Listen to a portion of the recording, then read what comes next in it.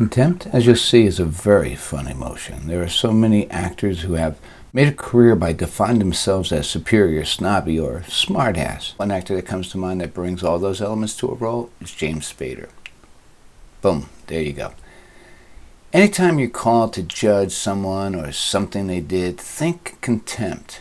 Now, you may not only have contempt for someone or their actions, you can even have contempt for yourself, your own actions, your own thoughts. We seem to be very drawn to characters that are full of contempt, like, for example, James Spader. They're rebellious, cocky, self-assured, and have little regard for rules. Characters that are full of contempt for others also make wonderful villains.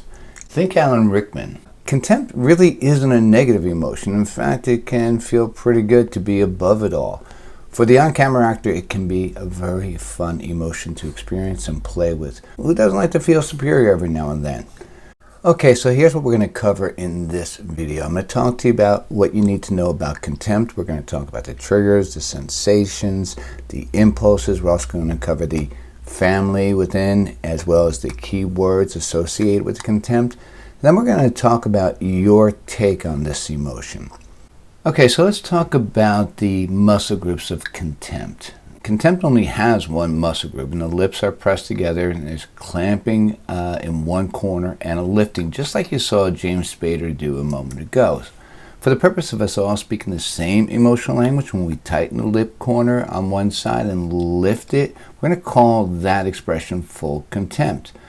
When we clamp and lift that one corner to the max, that will be the biggest recognizable reaction of contempt that you can get. Okay, so what you need to know about contempt is that's a close relative of disgust. However, it's going to differ in some ways. What you need to know about contempt is that it's a feeling that is experienced about someone or someone's actions.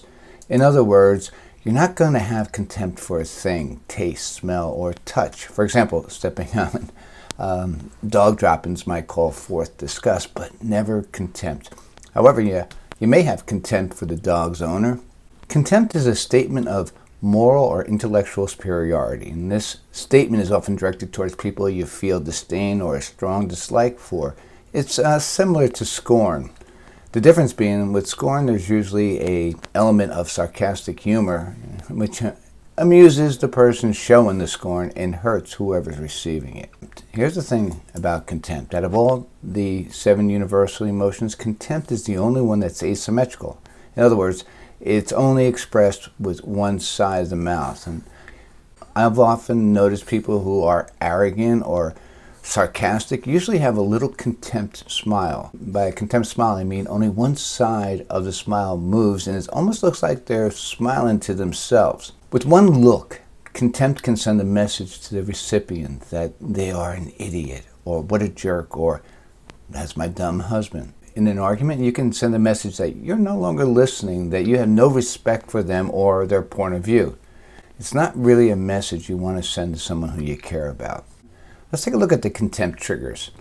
A person perceived as being of lesser intellect or status, or an action deemed to be immoral, will evoke a contempt response. As I said, you can't have contempt for a thing. You can only have contempt for a person, a group of people, or their actions. In other words, you can't feel superior to your burger. However, you can have contempt for the person who made it. The sensations. There are no specific physical sensation unless contempt is accompanied by another emotion. On the other hand, a lot of people feel good when they feel superior, maybe even a little cocky. I often see people put on the contempt look when they're ready to hit the dance floor.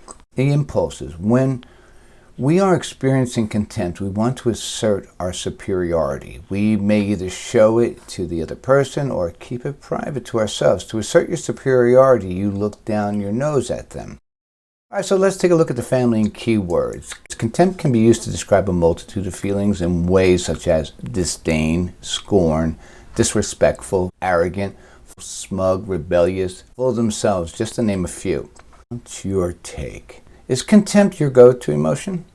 Contempt is a good way to show someone you don't care or you're above it all. People may even flock to you because they think you're powerful or all-knowing. However, if your badge of contempt is just a front or disguise to hide how powerless you really feel, or you just appear to be contemptuous because of your static face, you may run into a lot of problems in the audition.